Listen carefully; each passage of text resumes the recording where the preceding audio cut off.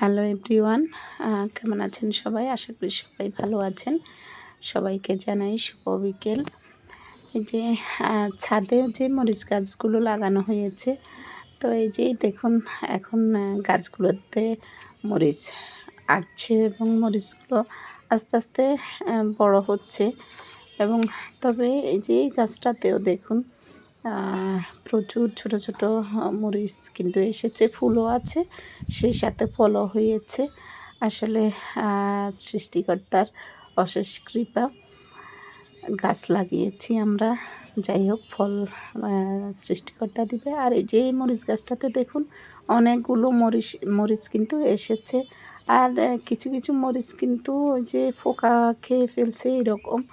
তো গাছে ছাই দেওয়া হয়েছে, দেখা যাক পোকাগুলোর উপদ্রব থেকে বাঁচা যায় কিনা। এই যে দেখুন মরিচ কিন্তু আস্তে আস্তে বড় হচ্ছে, অনেকগুলো মরিচ কিন্তু এসেছে।